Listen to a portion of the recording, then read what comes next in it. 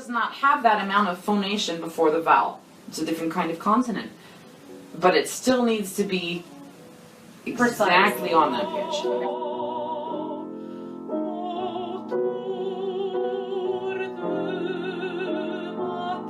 Hi, Dr. Ditlow. How are you today? Hi, Estefania. How are you? I'm great, thank you. I'm doing well. So where are you right now?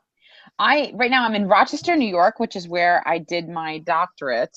I'm back visiting for a few days, visiting some good friends. I gave a masterclass yesterday, and I'm involved in some recording projects that are happening today and tomorrow.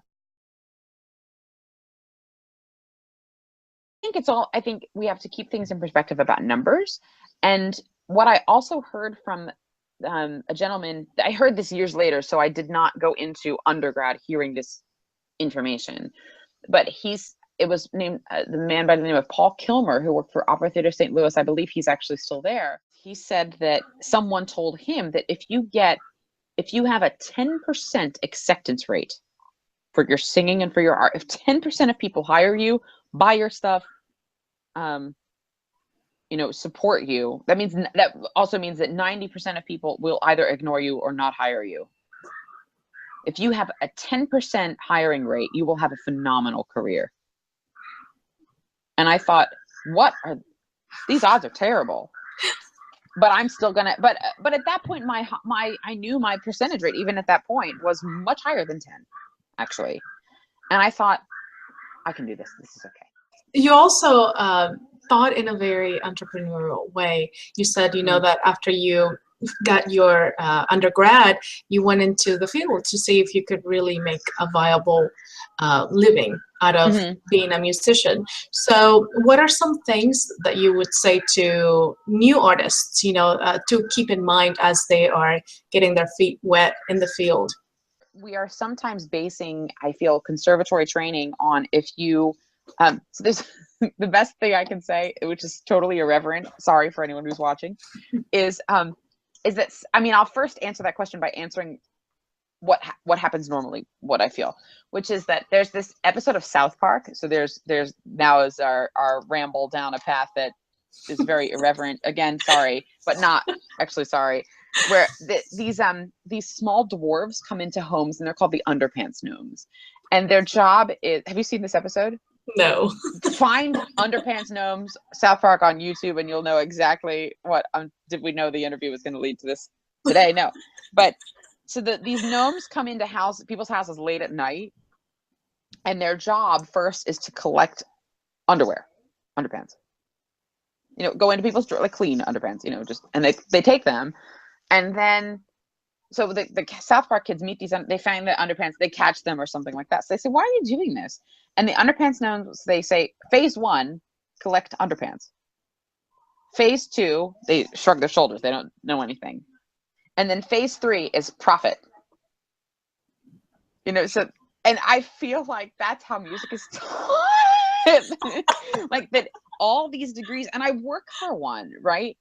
I work for a great place that has a graduate program and that wants to be training the next generation of musicians. And as do so many places in the country and around the world.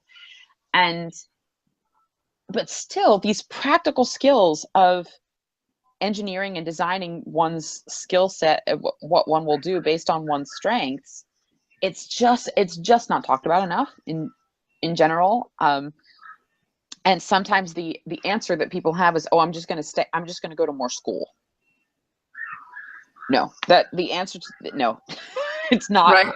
It's not an answer. And I feel like people should only enter degrees when they've really said, okay, they need to treat it almost like a trade degree. My parents were slightly concerned that I wanted to go into music. I think they thought I was going to go to pre-med school or something like that. I was going to be a different kind of doctor. Possibly, I don't really know. And so when I really felt the call to go into music, they said, well, we want you to be able to work. And I said, well, I will work. So I made them a deal. And I said, let me go to Oberlin for 2 years as a performance major, or I'll add this vocal accompanying degree, which is really interesting to me. And let me go through the coursework and take the juries and whatever. And it's a very, very, very competitive place. So if it's clear that I should not be in this field, if it's been made clear, it will take a year or 2 years. If it's made clear that I have no business being a musician, we'll change gears. Oberlin has a great college. I can major in something else. I can transfer. I can add a music education degree if I feel like I want to teach in public schools, things like that. And so that was the deal we cut. And I made it through the first 2 years doing very well for myself. And then when I was out, I went back to, I went back to a large city where I was sort of known. Where I knew people to start getting work. And then from there it was work, and then go to school full time when I did, but really just being very careful about going back to school with a purpose and not to run away from something and not to delay the real world. And so I think those are sound pieces of advice. At what point did you find yourself at a place where you thought, hey, this is a viable way to make a living? What kind of opportunities? You mentioned that you went to Europe and you have worked at all these wonderful places. How did you get there? How did you make that happen for yourself? Well, I would say that the path is so much easier to see going backwards than going forwards. That's the first thing. And I think if I could go back and visit myself in time, I would have said, even be more brave and ask even more questions. Women, I think in general, we're not good at this. And I'm speaking with a very kind, broad brushstroke here when I say that. I know male colleagues in the industry who aren't, I'll be honest, they don't have my gifts, but they've been braver, and that has been rewarded. And that has always been, whenever that happens, that has always been a lesson to me that says, you should have just asked those questions. It's a business where if anyone is too aggressive, especially a younger woman, sometimes they'll just move on to someone else. They don't want to put up with it, which is too bad. But you asked about making opportunities or whatever. I had an approach that was for myself as a very young person, and I still feel actually very strongly about both of these. Your job is to get rehired. So even if you're doing a gig that for whatever reason you either love or you even like it or you hate it, that gig has two purposes. You milk the gig for all it's worth, in terms of, I'm going to make connections, I'm going to play well, I'm going to sing well, I'm going to write thank you notes. So my rule, another rule that I have, is that I don't cash checks until thank you notes are written and mailed. So if it's something that I'm getting paid to do, which has been regular, the check does not go in the bank until the thank you notes are written and in the mailbox.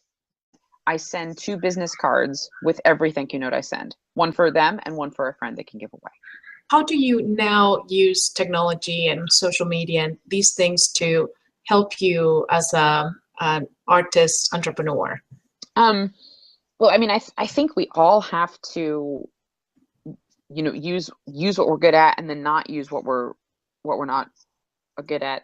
I guess a really recent example is that I have a master list of what I have to do every week for my own practicing. And then so my practice every day has to cover 8 to 10 items that I rotate through, and I use common sense with it. But one of those things is setting the phone on the fall board of the harpsichord or piano, depending on what I'm practicing, and just taking a video, 20 to 30 seconds. So when one is videoing oneself or recording oneself practicing, people think, oh, I have to record the whole thing. And then you have to watch the whole thing. And really, the information we need, you can probably get in footage of a minute or under. There's a very, very hard passage in a Mozart double piano concerto that I just performed with the New Mexico Phil. I recorded this little video of it, and then I think it was a 17-minute excerpt, and I thought, you know what? This has no mistakes in it. I'm putting this on Facebook. Just to share with people what I was doing. And then I had a link in there for people to buy tickets to come to the concert. And I think over a 24-hour period, I think it had 1.3 thousand views. Wow. And people shared it, and I mean, whatever. So it's, I mean, I think people get too obsessed with Facebook these days, but that's a great way to reach people, a lot of people, in a short amount of time.